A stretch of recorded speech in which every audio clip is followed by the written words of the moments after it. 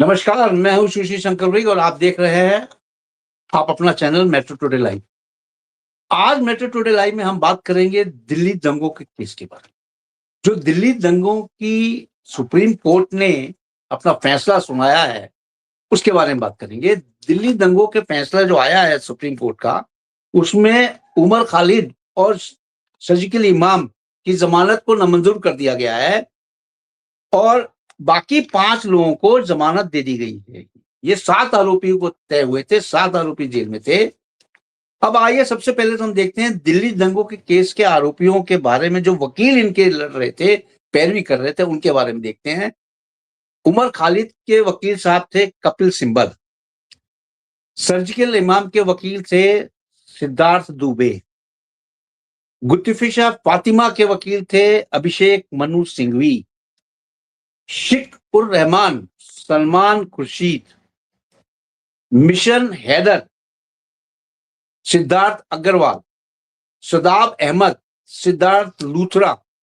मोहम्मद सलीम खान गौतम खजांची। ये सारे वकील जिनके मैंने आपको नाम बताए, ये सारे वकील जो हैं कांग्रेसी हैं। ये पॉइंट टू बी नोटेड, ये सारे वकील जो है कांग्रेसी हैं।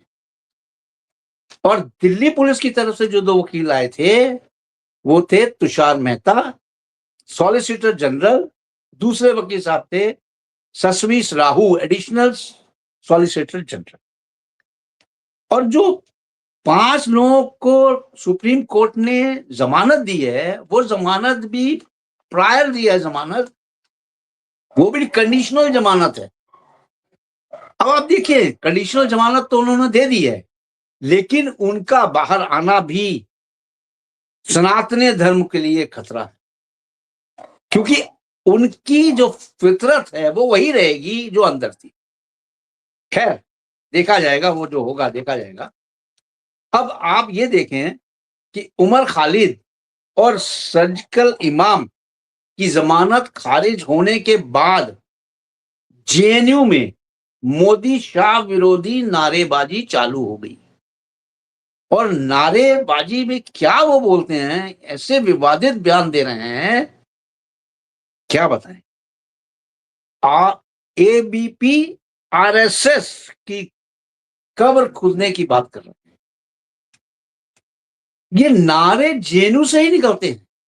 अब जेएनयू में अगर आपको याद हो तो 2016 में जब अफजल गुरु को फांसी दी गई थी, तब वहां जेएनयू से ही एक नारा निकला था। नारा क्या था? अफजल हम शर्मिंदा हैं, कातिल तेरे जिंदा हैं। ये जो है, ये नारा जेएनयू से ही निकलता है। सुप्रीम कोर्ट ने उमर खालिद और सर्जिकल इमाम दिल्ली को मास्टरमाइंड माना है, जबकि इनकी 6 बार जमानत न मंजूर की थी सुप्रीम कोर्ट ने। उसके बाद फिर इनकी जमानत आई 7वीं बार, और फिर जमानत को नामंजूरी दे दी गई। और सुप्रीम कोर्ट ने अब ये बोला है कि इन दोनों की जमानत अब 1 साल तक कोई नहीं लगा पाएंगे आप। ये क्योंकि ये प्राइमा फेस में दोनों आरोपी हैं। दिल्ली में जो दंगे हुए थे उसमें 50 लोगों की जो डेथ हो गई थी, कई लोग घायल हुए थे। ये प्राइमा फेस में इनको कोर्ट ने एक्यूज माना है, और एक्यूज माना है इसलिए ये प्राइमा फेस में कल्प्रिट है, इसलिए इनको जमानत नहीं दी गई। और संजय सिंह, अगर आपको याद हो, संजय सिंह आम आदमी पार्टी के नेता हैं, और संजय सिंह का एक बयान आता है, बड़ी शर्मिंदक बयान है।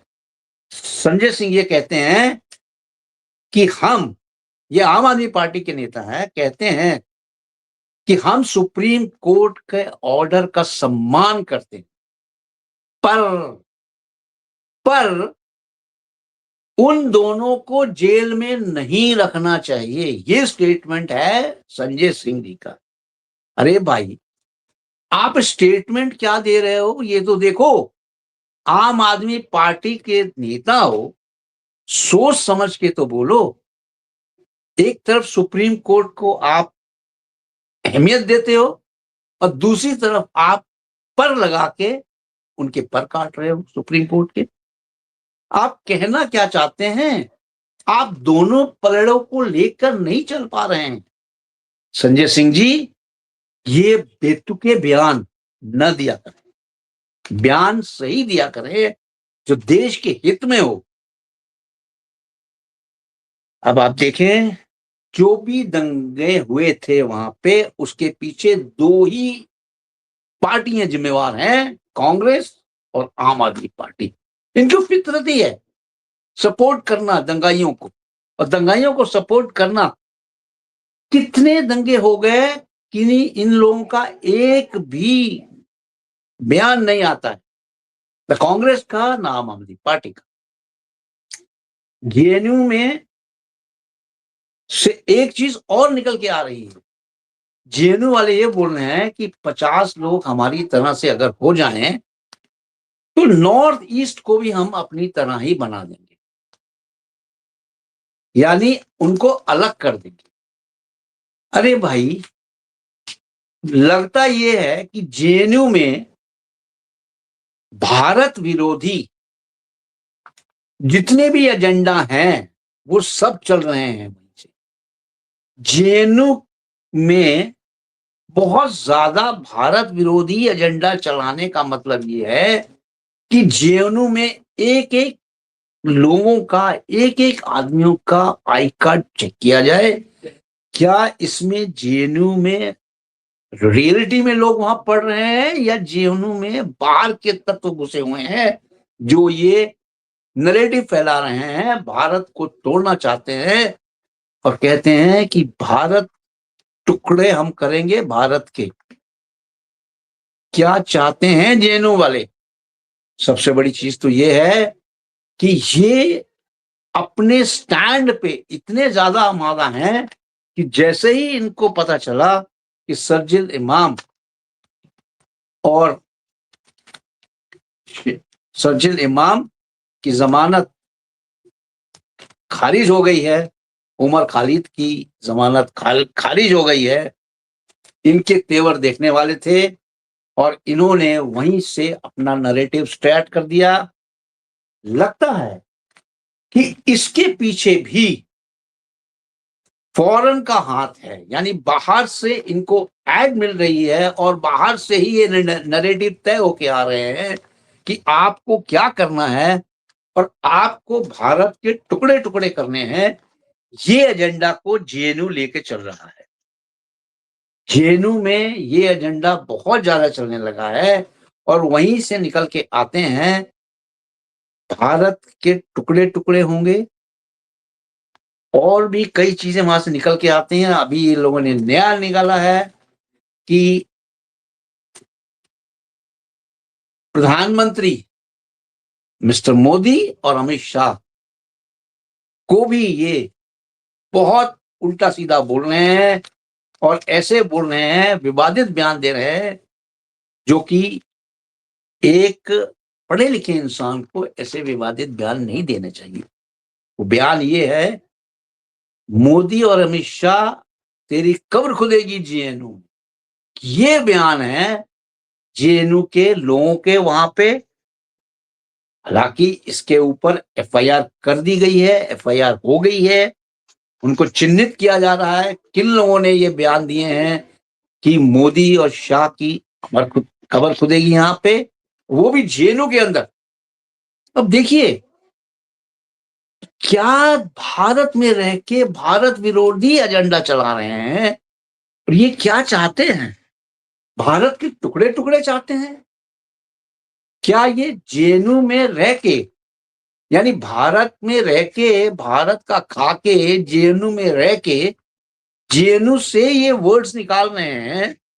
इसका मतलब ये है कि इनको कहीं ना कहीं से सपोर्ट है, क्योंकि अगर सपोर्ट नहीं होगा तो ये बिल्कुल इस तरह की बातें नहीं कहेंगे, भारत में रहकर भारत के विरोध एजेंडा नहीं चलाएंगे। इनको फौरन से कंट्रोल किया जा रहा है जेएनयू के अंदर।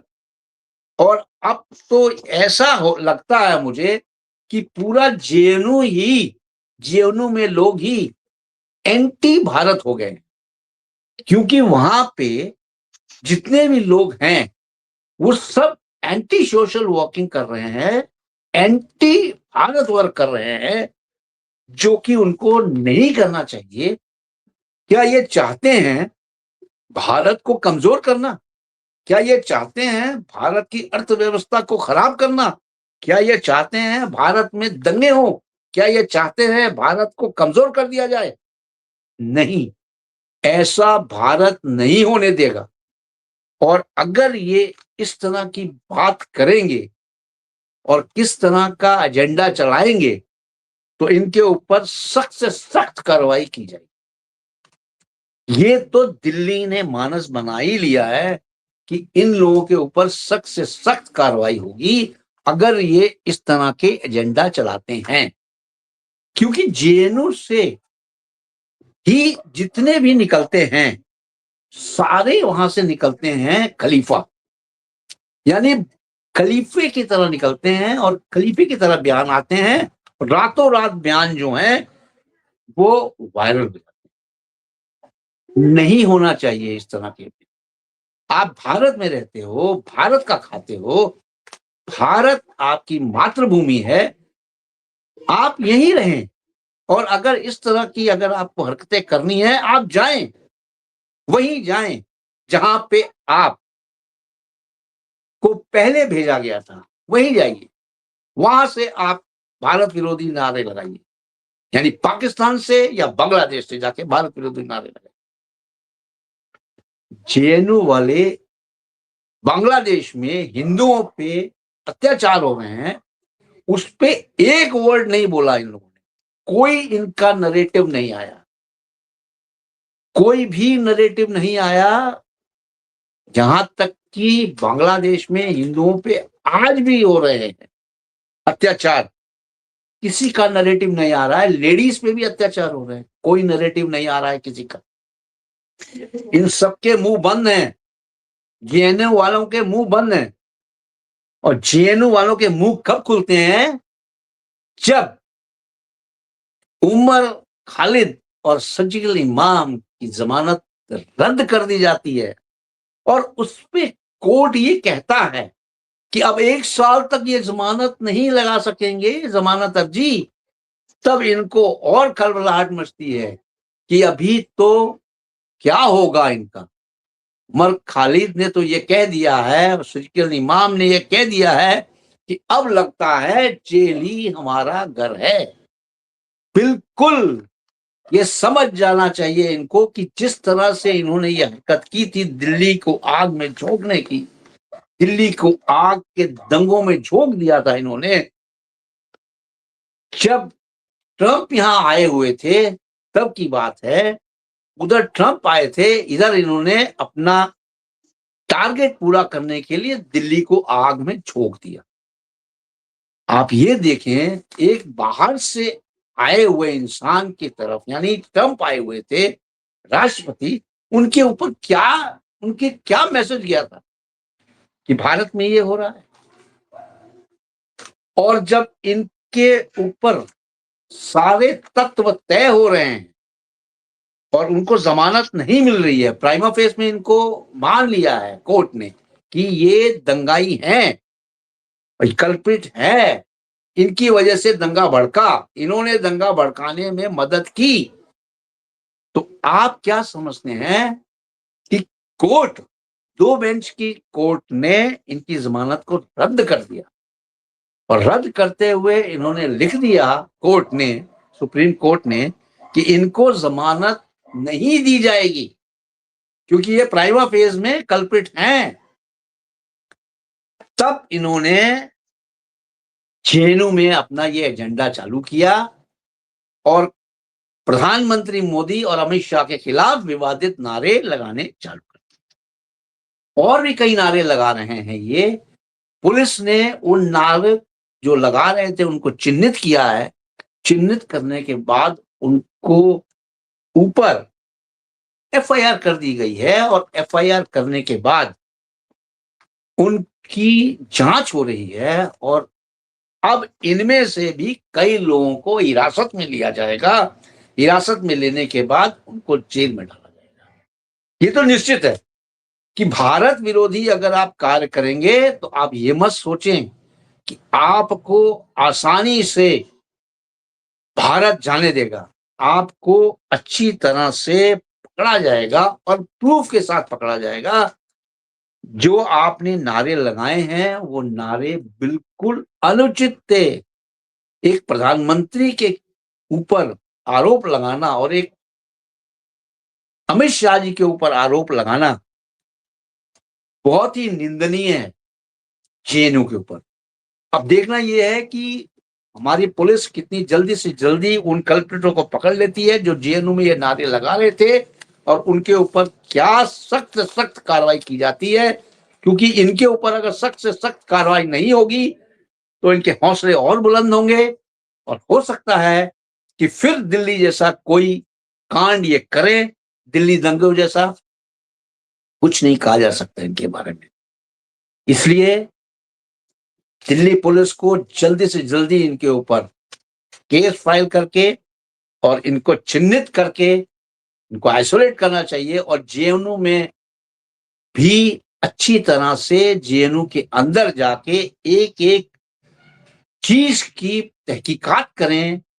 जेएनयू हो सकता है कि जेएनयू को ही ये अड्डा बना के आगे चलना चाहते हो, इसलिए जेएनयू को भी अच्छी तरह से सर्च ऑपरेशन के तहत जेएनयू में देखना चाहिए कि कहीं वहां पे भारत विरोधी कार्य तो नहीं कर रहे हैं, और क्या जो ये लोग बोल रहे हैं वो जेएनयू के ही हैं या बाहर से कुछ लोग आए हुए हैं यहाँ पे आके इकट्ठे होके बोल रहे हैं।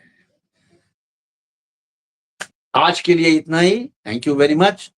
जय हिंद, जय भारत, वंदे मातरम।